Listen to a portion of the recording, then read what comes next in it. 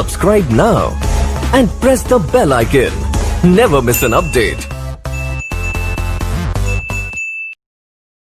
Good morning everyone.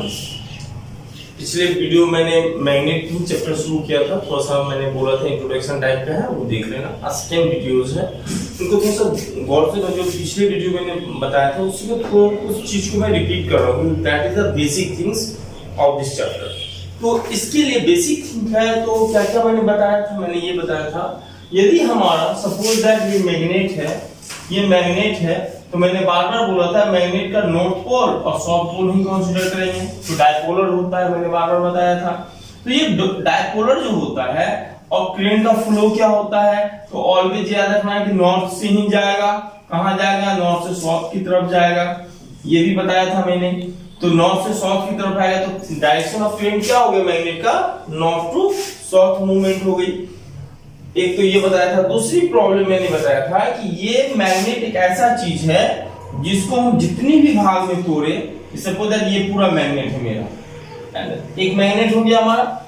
यदि हम इसको तोड़ना चालू करें तो कितने हमारे 3 भाग में हमने तोड़ा, 3 भाग में तोड़ दिया हमने, ठीक है। तो ये तीनों भाग क्या करेगा? अपने आप खुद से एक पोल डेवलप कर लेगा, खुद से 3 पोल में डेवलप हो गया। तो इसको हम लोग क्या बोलते हैं? डायपोलर कहता है। मैग्नेट डायपोलर क्यों कहलाता है? क्योंकि जितनी भाग में आप डिवाइड करोगे खुद वो अपने आप को पोल डेवलप कर लेता है, इसलिए डायपोलर कहलाता है। तो इसी सब चीज को मैंने स्टेटमेंट में बताया। और एक चीज और बताया था, मैग्नेट फील्ड होता है अब यहाँ पे देखो, ये आपको यहाँ पे क्या मैग्नेट फील्ड लाइन, ये मैग्नेट हो गया। मैग्नेट के अंदर में ये जो करंट की वजह से मैग्नेट फील्ड है ना, यहाँ पे मैग्नेट फील्ड है। तो फील्ड में मतलब क्या हुआ कि जैसे मान लिया जाए, जैसे सपोज दैट ये हमारा मोबाइल है, यहाँ पे ये मैग्नेट है। यदि हमने यहाँ पे लाया कोई मैग्नेट कील है, आयरन का है, यहाँ तक लाया तो क्या किया? इसको ये ऑब्जर्व कर रहा है। यहाँ पे लाया तो ऑब्जर्व कर रहा है, इसे थोड़ा नीचे लाया तो क्या हो? ऑब्जर्वेशन नहीं होगा, ऑब्जर्व नहीं कर पाएगा, अट्रैक्ट नहीं कर पाएगा। तो हम लोग क्या ऑब्जर्व किए कि यहाँ पे लाए तो ये क्या किया? ऑब्जर्व कर लिया, अट्रैक्ट कर लिया अपनी तरफ। लेकिन इसी चीज को सेकेंड ऑब्जर्वेशन में मैंने क्या देखा, यदि मैं ऑब्जेक्ट को इस पोर्शन पे लाया तो ये अट्रैक्ट नहीं कर पाया। इसका मतलब ये पोर्शन एक ऐसा लाइन है कि यहां तक यदि हम आयरन को लाते हैं तो ये अट्रैक्ट किया और इसके नीचे वाला पोर्शन को अट्रैक्ट नहीं कर पा रहा है। इसी चीज को मैं समझाया, यहाँ पे समझा रहा हूं कि ये जो लाइन है वो लास्ट लाइन है जहां पे हम ऑब्जेक्ट को लाया और ये ऑब्जेक्ट यहाँ पे लाएंगे। सपोज दैट ये आयरन का नेल है, यदि मैं यहाँ लाया तो ये अट्रैक्ट कर लिया अपनी तरफ। यदि मैं इस लाइन के नीचे लाया तो ये क्या होगा? अट्रैक्ट नहीं करेगा। तो ये फील्ड हो गया जहां पे इस फील्ड के अंदर में इस लाइन, ये मैग्नेटिक फील्ड हो गया पूरा, ये पोर्शन यहां से यहां तक फील्ड हो गया। और ये लाइन हो गई जिस लाइन का अंदर में गए तो अट्रैक्ट करेगा और लाइन के बाहर आए तो काम नहीं करेगा। इसी चीज को हम लोग यहाँ पे देखेंगे। तो इसी जो भी मैंने वर्ड बोला है उसी को यहाँ पे लिखा गया है क्या कि और साइड का मैग्नेट का और साइड, ये वाला पोर्शन नॉर्थ से साउथ की तरफ, और इनसाइड का मतलब साउथ टू नॉर्थ इनसाइड हो गया, और साइड क्या हो गया? नॉर्थ टू साउथ मूवमेंट किए। इसी चीज को हमने लिखा है और साइड का magnet, this line start from north to south. और साइड में मतलब बाहर से नॉर्थ से साउथ की तरफ होती है और इनसाइड में ये इस तरह से मूवमेंट होती है, south to north. Inside the magnet direction start from south to north. Second बोला है, no two field line does not intersect और cut each other at any point. ये लाइन समझ लीजिए, एक बार पूछा भी गया है 1 मार्क्स में। इसको देखते हैं क्या बोल क्या रहा है कि मैग्नेट का डायरेक्शन जो होगा वो two field line does not intersect. 2 magnetic field line मैंने अभी बताया कि ये लाइन है, यहाँ पे ऐसे आप डालो, ऐसे डालो, कोई दिक्कत नहीं है क्योंकि ये क्लोज होता है एट द नॉर्थ पोल और साउथ पोल पे। इसके लिए एक वर्ड आया कि ये काफी क्लोज होता है नॉर्थ या साउथ पोल पे, और क्लोज तो होगा लेकिन ये लाइन क्या होते हैं? पैरेलल होते हैं, कट नहीं करेंगे। कट क्यों नहीं करेंगे? क्योंकि इससे हमें ये डायरेक्शन हमें ये बताता है कि करंट का जो मूवमेंट होता है नॉर्थ से साउथ की तरफ होता है। इसके लिए हम एक एक्सपेरिमेंट भी दिया गया था, उसकी बात करेंगे। तो ये कट है, तो ये हमें पता है। यदि कोई लाइन ऐसे है तो हमने देखा नॉर्थ से यहां गया, नॉर्थ से साउथ की तरफ गया। यदि हम ऐसे कोई लाइन कट हो गया तो इसका मतलब ये नॉर्थ और ये साउथ, ये होना चाहिए, होगा ही। क्या ये संभव है या ये संभव है, या फिर वो वर्ड को समझेंगे, ये नॉर्थ है ये साउथ है। यदि आपको इस पॉइंट पे कट किया, इस पॉइंट पे, तो इस पॉइंट पे कोई लाइन है जो कट कर रहा है, दो कट। यदि हम यहाँ पे ये हमारी कंडीशन को इंडिकेट करने के लिए हमें ऐसा नीडल या कंपास चाहिए जो आपको डायरेक्शन बताएगा। अब नीडल कंपास को इस पोर्शन पे ले जाएंगे, क्या वो नीडल कंपास साउथ का दो डायरेक्शन एक साथ बता सकता है? नहीं। या नॉर्थ का दो डायरेक्शन एक साथ बता सकता है? नहीं बताता है। तो इसलिए कभी भी इस चीज को लिखा गया है कि ये लाइन एक दूसरे को इंटरसेक्ट नहीं करता है। कभी भी दो पॉइंट पे काटेगा तो वहां पे आपको दो डायरेक्शन शो करना पड़ेगा। जैसे यहाँ पे देखो नॉर्थ इधर से गया, इधर से गया, तो क्या नीडल दोनों डायरेक्शन को एक साथ इंडिकेट करेगा? संभव नहीं है। यदि यहाँ पे ले जाए तो साउथ इधर भी जा रहा है, साउथ इधर भी जा रहा है, तो क्या कोई नीडल इस दोनों पॉइंट को एक साथ बता सकता है? नहीं। तो इसीलिए इस लाइन को लिखा गया है no two field line does not intersect और cut each other at any point. Any point पे, किसी पॉइंट पे एक दूसरे को कट नहीं कर सकता। सेकेंड पॉइंट लगा the field line are circular in nature. Circular, ये देखो, ये सर्कुलर है ना, ये इस तरह से मिल जाती है आपकी, इस तरह से देख लो। ये लाइन देखो, यहां से आया मिला, ये लाइन देखो यहां से आया और इस लाइन फिर मिला के मिल गया। तो सर्कुलर मोशन की तरह ये मूवमेंट होता है।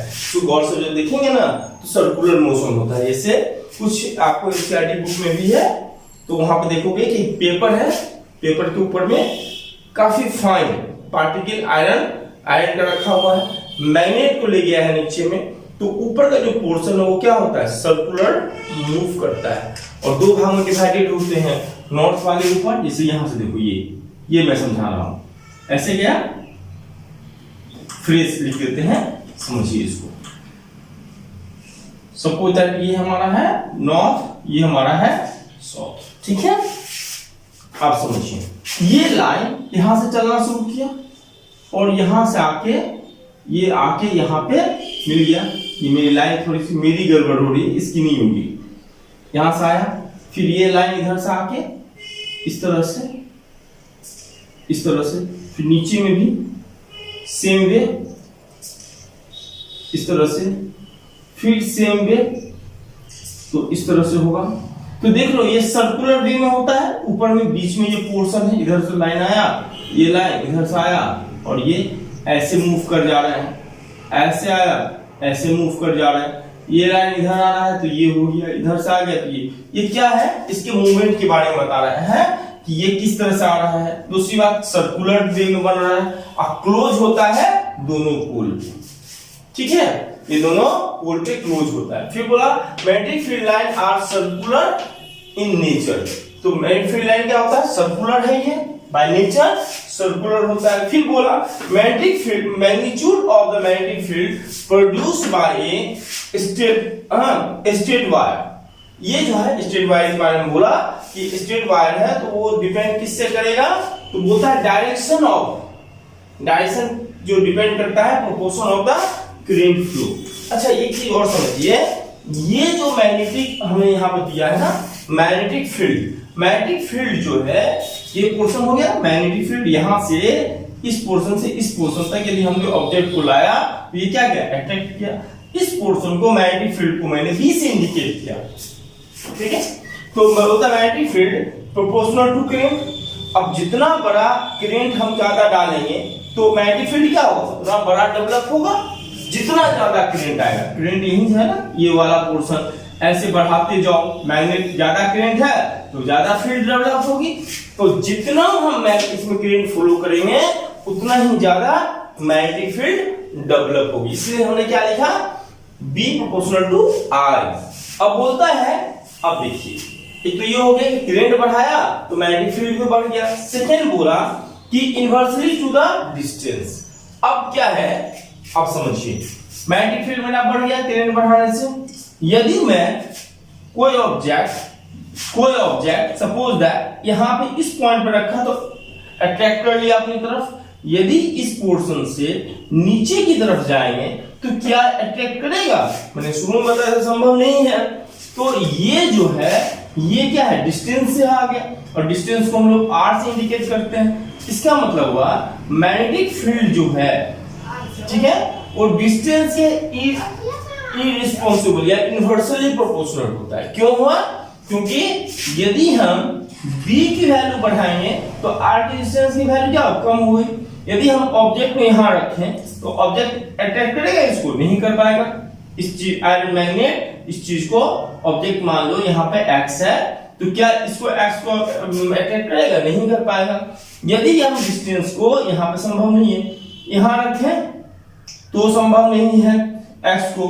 यदि मैं यहाँ पे रखा तो अट्रैक्ट कर ले, x पॉइंट है, a पॉइंट, x माने कट होता है, ऐसे ऐसे कंफ्यूजन होगा, ये हमने लिख दिया यहाँ पे सब। तो क्या ये ऑब्जेक्ट को तो यहाँ पे अट्रैक्ट कर लेगा, इसका मतलब ये जो r है ये ज्यादा है, ठीक है, लेकिन ये r की वैल्यू क्या है, कम है। तो r की वैल्यू यदि कम हो जाती है तो मैग्नेटिक फील्ड, r की वैल्यू कम करेंगे तो मैग्नेटिक फील्ड का एक्शन बढ़ जाता है, और या मैग्नेटिक फील्ड को बढ़ा देंगे तो r की वैल्यू कम हो जाएगी। इसी चीज को यहां पे बताया inversely to the direction distance. तो r क्या डिस्टेंस, यदि हमारा ऑब्जेक्ट यहां पर है, दूरी यहां पे है, तो मैग्नेटिक फील्ड क्या होगा, कम हो, छोटा है। यदि हम दूरी को घटाते हैं, डिस्टेंस को घटाते हैं, तो मैग्नेटिक फील्ड ज्यादा अट्रैक्टिव होती है, ठीक है। तो इसी चीज को बताया। अब यहां पे देखिए direction of line of current. अब यहां पे एक चीज वर्ड नया चीज समझिए, कैसे magnetic field of direction of line होता है, इस चीज को समझिए क्या है इस लाइन को। सपोज दैट इस चीज समझिए, यहां पे हमने लिखा है ये ऐसे लाइन है, स्ट्रेट लाइन की बात कर रहा हूं, ये लाइन है, मैग्नेट ये पूरा वायर है, और इसमें हमने करंट फ्लो किया, यहां से जा रहा है। तो ये इसमें समझिए, ये हमारा करंट है I है, और ये हमारा मैग्नेटिक फील्ड है, ये वाला ऐसे, ठीक है।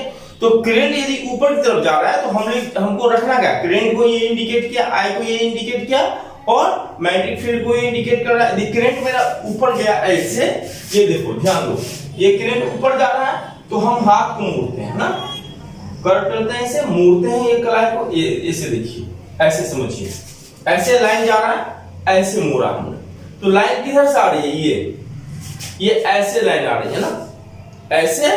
तो ये डायरेक्शन कैसे हो रहा है, ये ऐसे मोड़ा हमारा, ठीक है। तो ऊपर की तरफ जब जाएगा तो इसी वर्ड को बोला कि current upward magnetic field anti clockwise. अच्छा, घड़ी को वाले कॉन्सेप्ट एंटी क्लॉकवाइज क्लॉकवाइज में बहुत सारे बच्चों को दिक्कत होता है। अच्छा, ये घड़ी बना लिया, घड़ी बना लिया, ये 12 है, ठीक है, और ये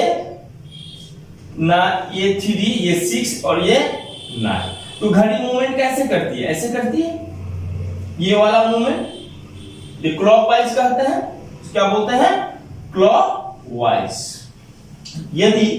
यदि ये मूवमेंट ऐसे हो जाए तो उसे क्या बोलते हैं, एंटी क्लॉकवाइज, यही बोलते हैं ना हम लोग। अब यहां पे लीजिए, आप ही की तरफ से लेते हैं, ये एंटी क्लॉकवाइज, घड़ी ऐसे है।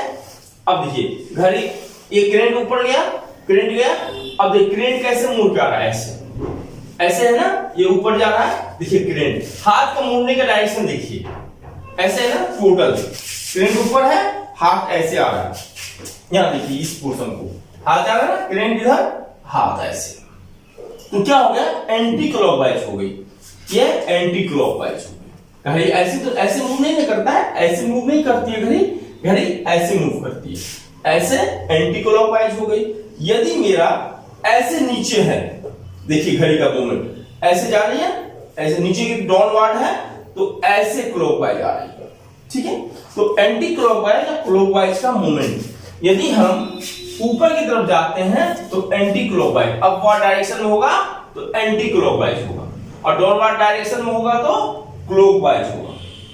ठीक है, इसी चीज को मैंने यहाँ पे मेंशन किया। करेंट अपवर्ड तो मैग्नेटिक फील्ड एंटी क्लॉकवाइज होगा, यदि करंट डाउनवर्ड होगा तो क्लॉकवाइज मूवमेंट करती है। इसी चीज को बताया गया। अब आपको यहाँ पे 2-3 स्टेप क्लियर हो गई। अभी तक बेसिक जो मैग्नेट का प्रॉपर्टी था वो मैंने मेंशन किया कि मैग्नेटिक फील्ड जो है डिपेंड करती है करंट पर, मैग्नेटिक फील्ड डिपेंड करती है इसकी डिस्टेंस, ऑब्जेक्टिव डिस्टेंस पे। फिर मैंने बोला कि करंट यदि सर्कुलर मोशन में यदि हम कंसीडर कर लेते हैं, अब ये स्टेट था, सर्कुलर मोशन में कंसीडर करेंगे तो ये स्टेट यदि करंट अपवर्ड जाएगा, ऊपर की तरफ जा रही है, ये वाला पोर्शन ऊपर रहेगा तो ये मूवमेंट क्या हुआ, एंटी क्लॉकवाइज। यदि हम इस पोर्शन को नीचे रखते हैं तो ये क्लॉकवाइज मूवमेंट हो गया, नीचे करंट नीचे तो क्लॉकवाइज मूवमेंट है।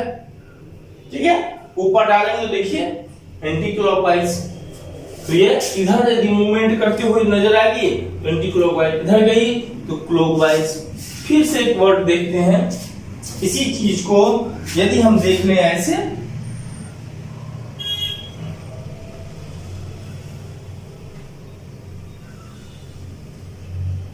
यदि हम मान लीजिए इधर डालें, करंट मेरा इधर जा रहा है, ठीक है, करंट अपवर्ड जा रहा है तो ये मूवमेंट डाउनवर्ड ऐसे मूवमेंट होगी। ठीक है, इस तरह से होगी। तो करंट पे डिपेंड करता है, और डाउनवर्ड होता तो हमारा कैसा होता मूवमेंट, इस चीज को समझिए, ऐसे होता, करंट का ये डायरेक्शन होता तो इसकी मूवमेंट आपको जस्ट अपोजिट हो जाती है इस तरह से। तो डाउनवर्ड होगा तो क्लॉकवाइज मूवमेंट हो गई इसकी, और अपवर्ड होगा तो एंटी क्लॉकवाइज मूवमेंट होगी। इसी चीज को यहाँ पे लिखा गया। आज के लिए इतना ही। कल मैं नए left hand rule, right hand rule, circular, double circular motion है उसके बारे में देखेंगे, और सोनाइडल, ये सब कॉन्सेप्ट यदि इसमें थोड़ा भी प्रॉब्लम होगी तो नेक्स्ट वीडियो में आप लोगों को समझने में बहुत दिक्कत होगी। दूसरी बात, अभी आप लोगों का टेस्ट भी होने वाला है, ऑनलाइन ही होगी, आप लोग बना कर रखोगे। इससे अभी इंग्लिश में स्टार्ट किया गया है, उसी तरह से साइंस का ही होगा। तो जितना आपको फिजिक्स में या केमिस्ट्री में पढ़ाया गया उन सारे चीज का, दोनों सब्जेक्ट का पूछा जाएगा, और इसके इंटरनल असिस्टेंट का नंबर भी इसी पे डिपेंड किया जाएगा, जो 20% जो दिया जाता है उसी का था। तो आप लोग कम से कम वीडियो वॉच कीजिए। यदि कोई प्रॉब्लम है तो इन्फॉर्म बता दीजिएगा। मेरे व्हाट्सएप को तो व्हाट्सएप दिया ही हुआ है, इसी पे कमेंट करके आप हमें देंगे। तो जितना भी प्रॉब्लम है आप लोग थोड़ा सा देखिएगा। साइंस में तो कोई 2 पॉइंट नहीं हो सकते हैं, लेकिन बेसिस जो होगा क्वेश्चन का ये इसी आधार पे पूछा जाएगा। फर्स्ट चैप्टर पहला असाइनमेंट में बता दूंगा 1-2 दिन के अंदर में कि केमिस्ट्री का यदि मैं चैप्टर ले रहा हूं तो कौन सा चैप्टर लेंगे, ठीक है। और फिजिक्स का 2 चैप्टर हो जाएगा, इलेक्ट्रिसिटी, तो मैं ये प्रयास करूंगा फिजिक्स और केमिस्ट्री 1 चैप्टर एक साथ लिया जाए, तो फिर आप लोगों के लिए आसान रहेगा। और इसको देखिएगा, क्योंकि फिर कलेक्ट करना कॉपी ये सब तो खैर हो जाएगा, हम लोगों से देखेंगे कि इंटरनल असेसमेंट होगा, ठीक है। ये सब बहुत सारे फैक्टर हैं, और आप लोग कम से कम अब सीरियस हो जाइए, इसको देखिए।